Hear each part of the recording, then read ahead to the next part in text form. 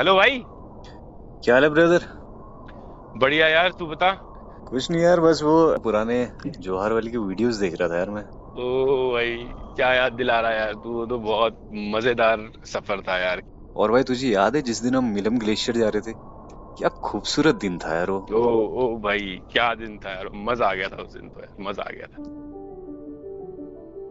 वाकई में वो दिन बहुत खूबसूरत था। मिलम गांव की वो सुबह जहां पिछली शाम को हम 70 किलोमीटर का सफ़र करके मिलम पहुंचे थे, और आज हमें जाना है मिलम ग्लेशियर, जो कि उद्गम स्थल है जोहार वैली की लाइफलाइन गोरी गंगा नदी का। तो सफ़र की शुरुआत हुई वैसे ही जैसे हर सफ़र की होती है, एनर्जी, हंसते हुए चेहरे, तेज़ कदम और इन बेहतरीन नज़ारों से। ऐसा लग रहा था जैसे कि 6 किलोमीटर का ये ट्रैक कुछ भी नहीं है। We are heading towards Milam glacier, और वहाँ पर आपको दिखाएंगे कि कितना ग्लेशियर अभी बर्फ जमा है। आ जाओ। पहाड़ों के ये सबसे खूबसूरत नज़ारे थे। सामने ऊंचे ऊंचे पहाड़, उनके बीच खुली ये वादियाँ, और इनके बीच से निकलता हुआ ये रास्ता, और जिस रास्ते पर हम 5 दोस्त चले जा रहे हैं। मौसम भी जैसे आज हमारे साथ हो। हम अभी भी उसी एनर्जी में थे जिस एनर्जी के साथ हमने ट्रैक शुरू किया था। फिर धीरे धीरे जैसे जैसे आगे बढ़े, कदम कुछ भारी होने लगे और चाल थोड़ी धीमी। लेकिन तभी हमें दिखे ये नज़ारे। सामने खड़े विशालकाय पहाड़, हरदोली और त्रिशूली, जो सामने कुछ यूं खड़े थे मानो वो हमें अपनी ओर ही बुला रहे हों। फिर क्या था, हम इन पहाड़ों को देख इनकी ओर चल पड़े। एक लक्ष्य हमें मिल गया। इन पहाड़ों को सामने देख अचानक ऐसा लगा जैसे हमें अपने रास्ते का मकसद मिल गया हो।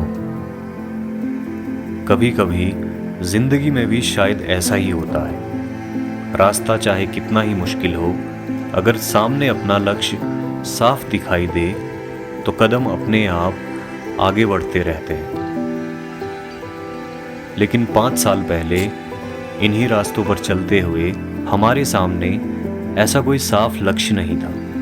तब मैं और मेरा भाई लच्छू मुंशियारी से 70 किलोमीटर का पैदल सफ़र कर यहाँ तक पहुँचे थे। उस दिन मौसम खराब था और बारिश हो रही थी। बादल इतने घिरे हुए थे कि सामने रास्ता भी ठीक से दिखाई नहीं दे रहा था। हमें बस इतना पता था कि मिलम ग्लेशियर पहुँचना है। रास्ता कैसा है, कितनी दूर हमें जाना है, इसका हमें कोई भी अंदाज़ा नहीं था। मापंग के आगे हमें एक साथी मिल गया था, एक कुत्ता, जो पता नहीं क्यों हमारे पीछे चल पड़ा था।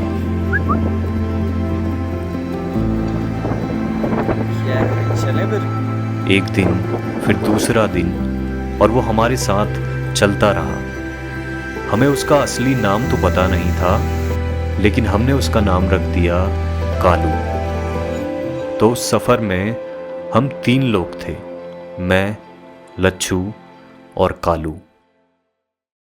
तब ना तो कोई रोड मैप था और ना ही रास्ते का कोई क्लियर आइडिया, और ना ही ये आज जैसे खूबसूरत नज़ारे।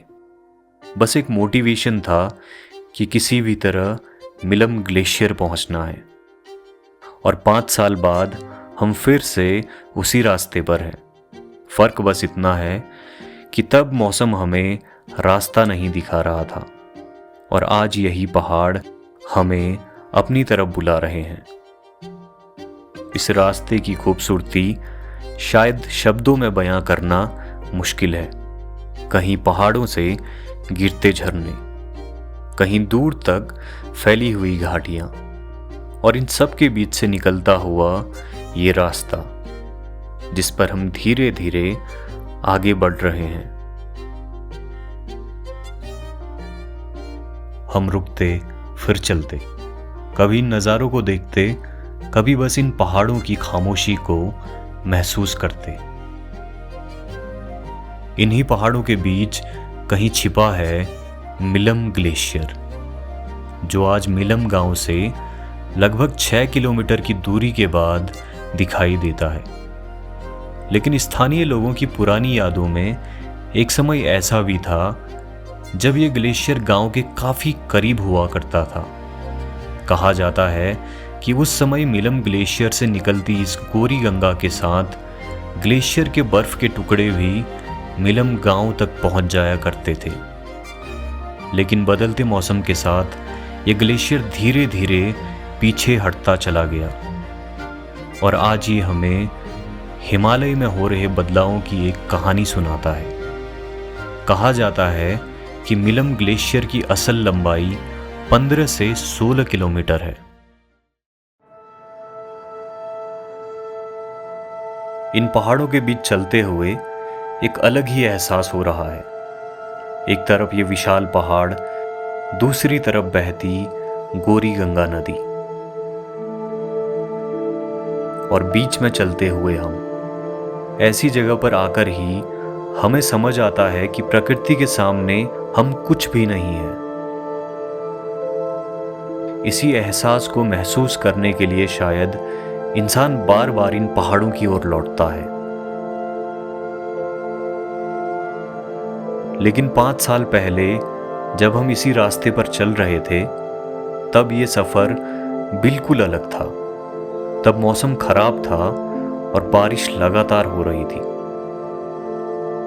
किसी भी हालत में हमें मिलम ग्लेशियर तक पहुंचना था। 5 साल बाद हम फिर से उसी जगह पर हैं, लेकिन इस बार मौसम भी हमारे साथ है और ये विशालकाय पहाड़ हमें हर मोड़ पर जोश से भर देते हैं। चलते चलते आखिरकार वो पल आ ही गया जिसका हमें इंतजार था।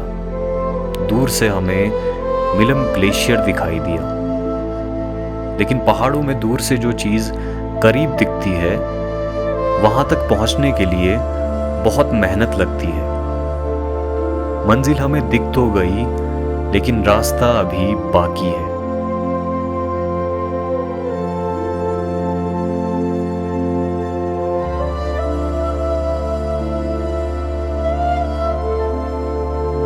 हम मिलम ग्लेशियर पहुंचने वाले हैं। ये आपको मेरे पीछे, ठीक पीछे मिलम ग्लेशियर दिख रहा होगा। ये देखने में ऐसा लग रहा है कि यहीं पे पास में है, बस कुछ 1 किलोमीटर और चलो, लेकिन अभी भी 2-3 किलोमीटर बचा है। आप जब भी किसी ट्रैक को करते हैं तो जब आपको अपनी मंजिल दूर से दिखाई देती है ना, तो आपको ऐसा लगता है कि हम पहुंचने वाले हैं, बस पहुंचने वाले हैं, बस पहुंचने वाले हैं। लेकिन वो मंजिल बहुत दूर होती है और हम इस मंजिल को पा के रहेंगे। चलो दोस्तों।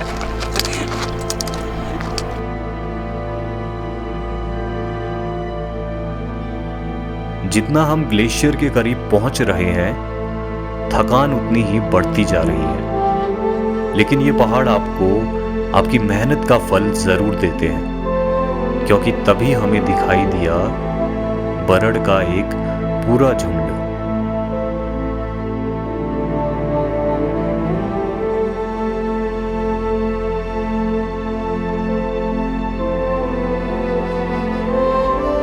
अक्सर पानी और चारे की तलाश में ये जानवर आपको इस ऊंचाई पर दिख जाते हैं।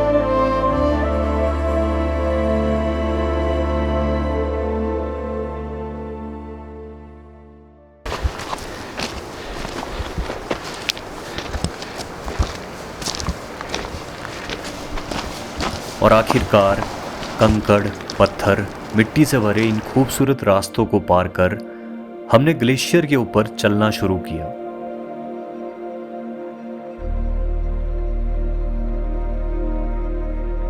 बड़े बड़े पत्थर, कंकड़ और मिट्टी का ये ढेर, जिस पर चलना आम रास्ते पर चलने से ज्यादा कठिन है। और ऐसे में अगर बारिश हो रही हो और ऊपर से पत्थर गिरने का डर हो, और अगर आपको पता ही ना हो कि आप ग्लेशियर पर चल रहे हैं, ये सिचुएशन 5 साल पहले हमारे साथ थी। आधा ग्लेशियर पार करने तक हमें पता ही नहीं था कि हम ग्लेशियर पर चल रहे हैं। लेकिन जब हमने ग्लेशियर के बीच इतना बड़ा गड्ढा देखा तो हमारे रोंगटे खड़े हो गए। पहले मुझे लगा था कि यहाँ पे किसी तरह का गड्ढा हो रखा है, लेकिन ये पूरा बर्फ है जो पिघलने की वजह से नीचे धंस गई है और यहाँ पे पूरा गड्ढा सा हो गया है। अब जाके मुझे पता चला कि ये ग्लेशियर है। और जैसे तैसे ग्लेशियर पर चलकर हम ग्लेशियर के कोने पर पहुंच गए। लेकिन आज हमने इस ग्लेशियर को आसानी से पार किया, क्योंकि इस बार हमें पता था कि ये मिट्टी, कंकड़, पत्थर का ढेर असल में खतरनाक ग्लेशियर है। और आसानी से इस ग्लेशियर को पार कर हम इसके कोने पर पहुंचे, जहां पर 5 साल पहले मैं, लच्छू और हमारा साथी कालू इस जगह पर 3 दिन पैदल चलने पर, कड़ी मेहनत के बाद यहाँ पर बारिश के बीच हम यूं खड़े थे, मानो हमने सब कुछ पा लिया हो। हमें लगा था हाँ, आखिर हमने कर दिखाया।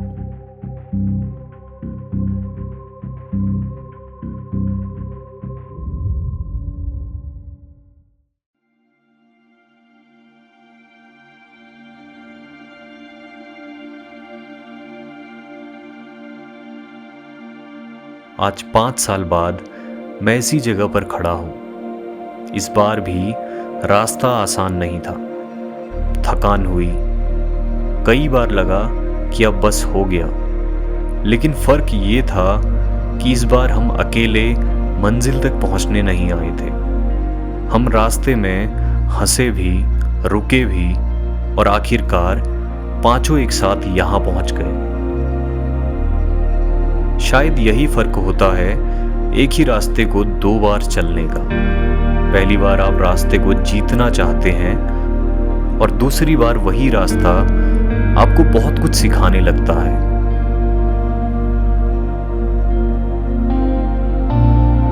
लेकिन इस बार इस जगह पर खड़े होकर मैंने गौर किया कि मिलम ग्लेशियर 5 साल पहले के मुकाबले बहुत ज्यादा पिघल चुका है।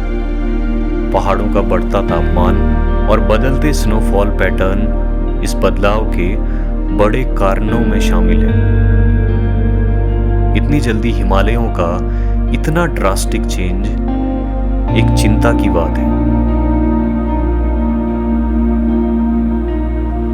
मिलम ग्लेशियर का ये सफर सिर्फ मंजिल तक पहुंचने तक का नहीं था, बल्कि ये सफर हमें बहुत कुछ सिखा गया। चाहे आज हो या 5 साल पहले, पहली बार हम मंजिल तक पहुंचे थे। 5 साल बाद उसी मंजिल ने हमें रास्ते का मतलब समझाया। और एक सफर की सबसे खास बात यही होती है कि वो आपको मंजिल तक तो पहुंचाता ही है, साथ में जिंदगी भर की सीख भी आपको दे जाता है।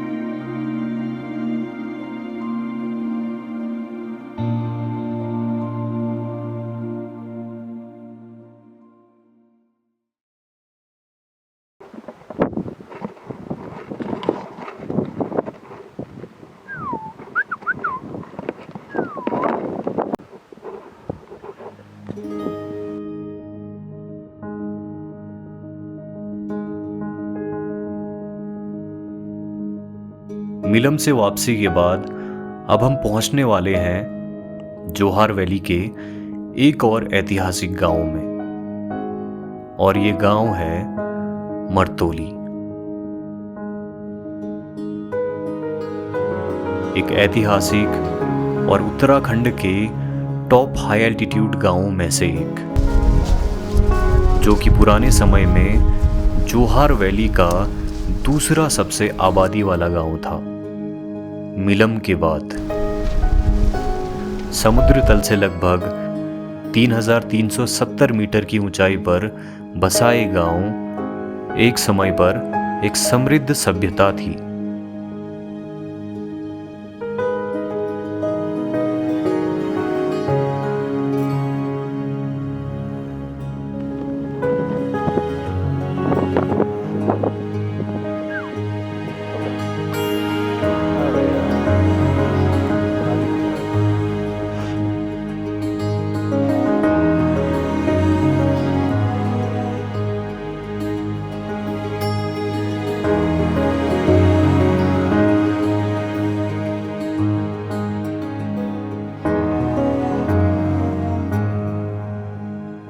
ये है मरतोली का टॉप और जस्ट जो है नीचे से ऊपर यहाँ पे पहुँचे और यहाँ से जो है पूरा पीछे की तरफ जोहार वैली दिखाई दे रही है, स्पेशली बुरफू दिखाई दे रहा है यहाँ से और सीधे आगे की रोड। और अभी यहाँ से बुग्याल से जो है ऊपर की तरफ जाएंगे गांव में और एक बार गांव का नज़ारा देखेंगे।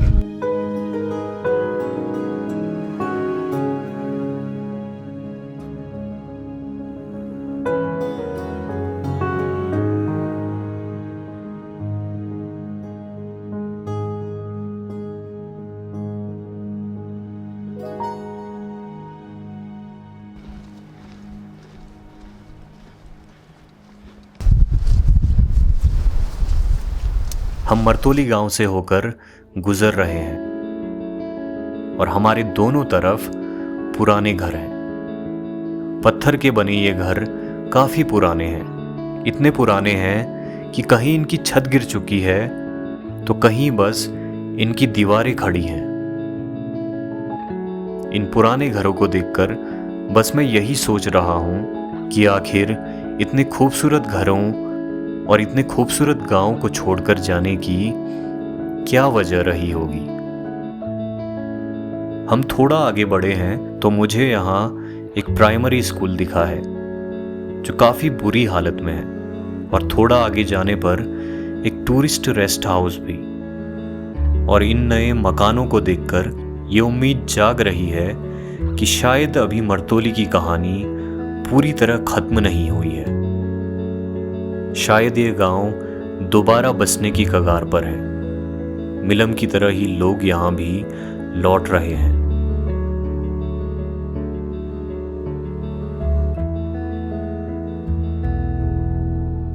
मेरे लिए मरतोली पूरी जोहार वैली का सबसे खूबसूरत गांव है।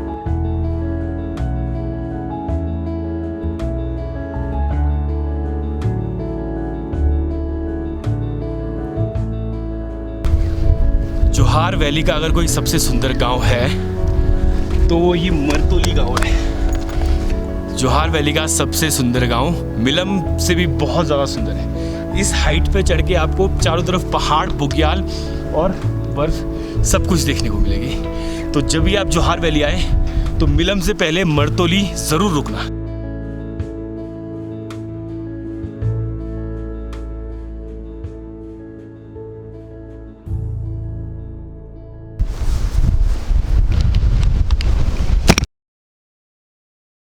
मरतोली की पुरानी गलियों से निकलकर हम पहुंचे हैं इस खुली जगह पर जहां से लगभग पूरा मरतोली दिखाई दे रहा है।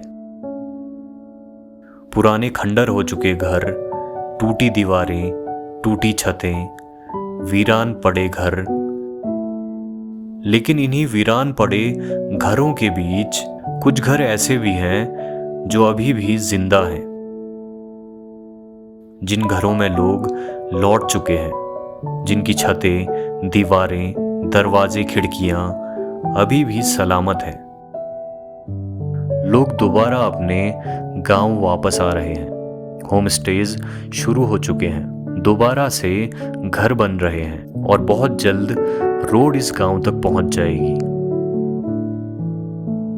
देर से ही सही, लेकिन मरतोली एक बार फिर से जीना सीख रहा है। मेरे दोस्तों को ये जगह बहुत ज़्यादा पसंद आई। Finally we are in Martoli. बहुत सुंदर गांव है, बहुत प्यारा गांव है, मज़ा आ गया इस गांव को देख के। मिलम से मरतोली तक का ये सफ़र हमारे लिए आसान नहीं था, लेकिन यहाँ पहुँचकर ये नज़ारे देखकर, इस गांव का अनुभव लेकर सारी थकान छूमंतर हो गई। और शायद इसी वजह से जोहार वैली का ये सफ़र मेरे लिए सिर्फ मिलम ग्लेशियर तक पहुंचने का सफ़र नहीं था। ये उन लोगों का सफ़र था जो कभी इन पहाड़ों के साथ जीते थे। उन गांवों को देखने का सफ़र था जो वक्त के साथ खाली होते चले गए। और ये समझने का सफ़र भी कि कुछ जगहें चाहे कितनी ही दूर हो जाएं, अपनी कहानी कभी नहीं छोड़ते। मर्तोली और इस जोहार वैली को विदा कहने का वक्त आ गया है। लेकिन सच कहूँ तो ऐसा लग रहा है जैसे जोहार वैली का एक हिस्सा हमारे अंदर ही रह गया हो। शायद इसी को सफ़र कहते हैं। अभी हम अपने घरों को वापस जा रहे हैं, लेकिन मैं दोबारा से इन जोहार वैली के घरों को बसते हुए देखना चाहता हूँ। मैं देखना चाहता हूँ कि जोहार वैली अपनी पूरी खूबसूरती में कितना खूबसूरत दिखता है। मैं देखना चाहता हूँ जोहार वैली को दोबारा सांस लेते हुए, और मैं जल्द ही इस खूबसूरती का साक्ष्य बनूंगा।